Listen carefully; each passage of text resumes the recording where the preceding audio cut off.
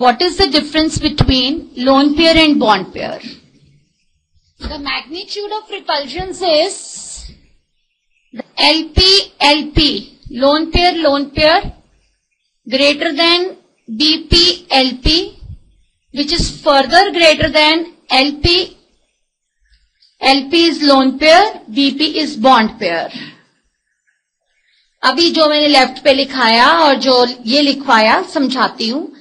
Central atom के orbitals की hybridisation होती है, बोले ना ये चीज. सो मैं बताना चाहती हूं क्योंकि फर्स्ट वर्कशीट में लुईस स्ट्रक्चर्स में ये चीज एक्सप्लेन की जाती है, बट मैं यहां बता रही हूं. लिखो, central atom is always the least electronegative atom. Left line लगा के, central atom is always the least electronegative atom. If H or F is present, it is always terminal. If H or F is present, it is always terminal. अगर hydrogen या fluorine present होती है तो वो हमेशा किनारों पर होती है. अब पहले सभी बच्चे मेरी एक बात सुनो, इधर सुनो. सबसे पहले मैं आपको एक पॉइंट बताना चाहती हूं. VSEPR की फुल फॉर्म है valence shell electron pair repulsion theory. Valency, don't look into your books now, please focus what I am saying. ये थियरी बेसिकली दी गई थी अमोनिया की शेप बताओ, पानी की शेप बताओ, PCl5 की शेप बताओ, SF6 की शेप बताओ. Means it's main aim was to explain shape of molecules. Shape के एक्सप्लेन करने के बेसिस से पहले मैंने एक चीज बोली कि एलपी और बीपी में क्या अंतर होता है. जैसे मैं तुम्हें एक एग्जांपल लेती हूं. ये पानी की शेप होती है, आज आपको एक्सप्लेन करेंगे ये क्यों होती है. अब आपसे कोई ये पूछे कि वरना की शेप ये क्यों है, मारुति की शेप ये क्यों है, एरोप्लेन की शेप स्ट्रीमलाइंड क्यों होती है, उसके कंसेप्ट हैं, लॉजिक्स हैं. बाकी मारुति या अर्टिका या स्कॉडा जिसकी भी बात आपने करनी है, उनकी शेप्स क्यों है, वो उनकी कंपनीज के इंजीनियर्स हैं. कुछ चीजें सामने रखते हुए अगर सभी चीजें सेम शेप से बिकेंगी तो फिर वो मार्केट में बिकेंगी कहां. उसी तरीके से पानी की ये शेप क्यों है, थोड़ा बहुत रीजन बता सकती हूं, लेकिन ये साइंटिस्ट ने डिस्कवर किया है कि इन चीजों की अगर ये हाइब्रिडाइजेशन आती है, ये एलपीबीपी आते हैं तो ये शेप्स आती हैं.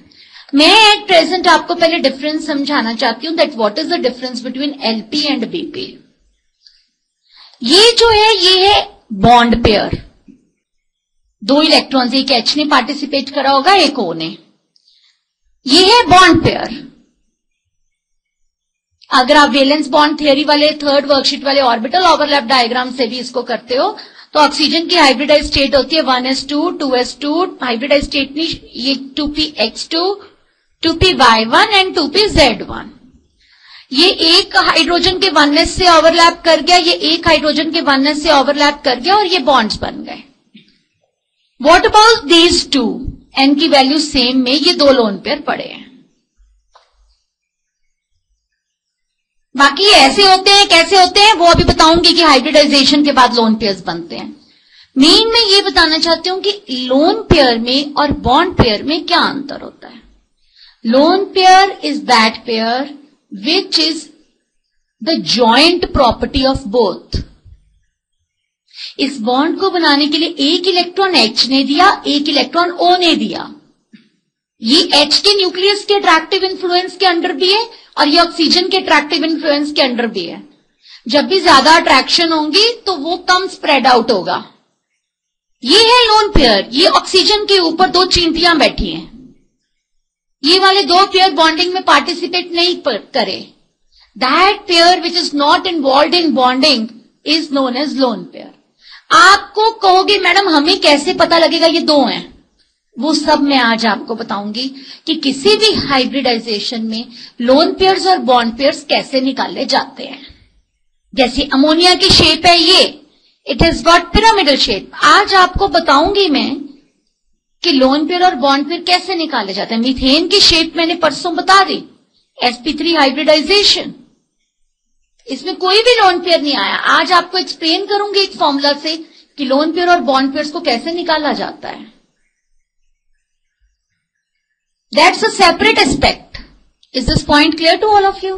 मैंने एक लाइन बताई कि लोन पेयर एक ही न्यूक्लियस के अट्रैक्टिव इन्फ्लुएंस के अंडर है। पानी की एग्जांपल हो तो वो सिर्फ O के अट्रैक्टिव इन्फ्लुएंस के अंडर है। N की एग्जांपल हो तो सिर्फ वो N के अट्रैक्टिव इन्फ्लुएंस के अंडर है। मीथेन की एग्जांपल में तो कोई लोन पेयर है ही नहीं। एक चीज मैंने ये भी बता दिया कि लोन पेयर ज्यादा फैला हुआ है और बॉन्ड पेयर कम फैला हुआ है। क्यों? रीजन पता लग गया। Because lone pair is more spread out because it is only attractive under the attractive influence of one nuclei and bond pair is under the attractive influence of two nuclei. Is that clear to all of you? पता लग गया? ये point clear हो गया सबको left page पे? अब आती है कि मैम हम शेप्स करने लगे। VSEPR थियरी का मेन बेस क्या है? जैसे परसों मैं आपको कह रही थी sp2 हाइब्रिडाइजेशन में 3 हाइब्रिड ऑर्बिटल्स बने। आप मुझे खुद सब आंसर दे रहे थे कि मैडम ये चीज ऐसे अरेंज हो जाएगी तो मिनिमम रिपल्शंस होंगे।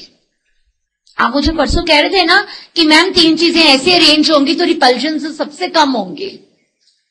याद है आपको? अगर 2 हाइब्रिड ऑर्बिटल्स बने तो वो चीजें अगर ऐसे अरेंज्ड होंगी तो रिपल्शंस सबसे कम होंगे। अगर 4 हाइब्रिड ऑर्बिटल्स होंगे तो मैम वो अगर ऐसे sp3 हाइब्रिडाइजेशन की तरह प्रेजेंट होंगी तो रिपल्शंस सबसे कम होंगे।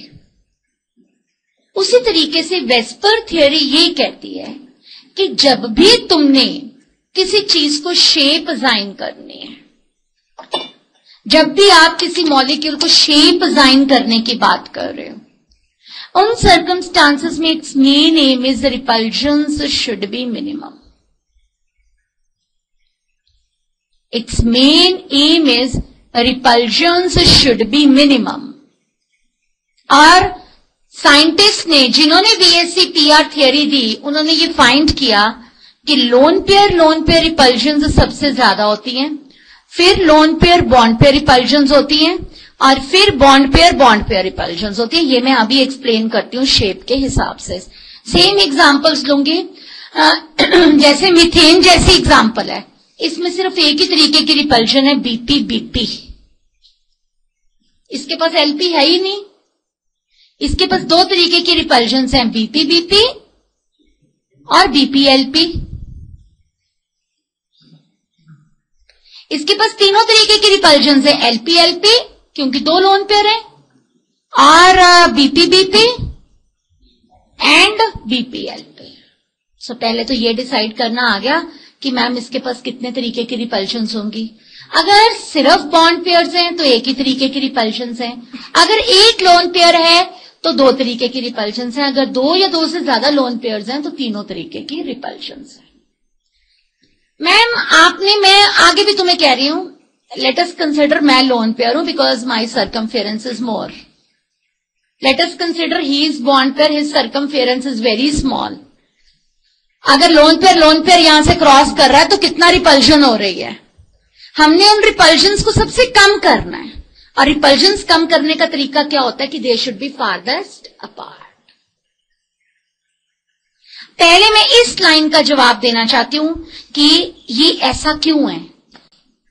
Unpaired electrons in the valency shell of central atom forms bond with the unpaired electrons of surrounding atom, whereas paired electrons of valency shell of central atom remain as lone pair। अभी example समझाई थी, H2O, O लिखते हैं 1s2, 2s2, 2px2, 2py1, 2pz1, 2। Valency shell is the shell with highest value of n।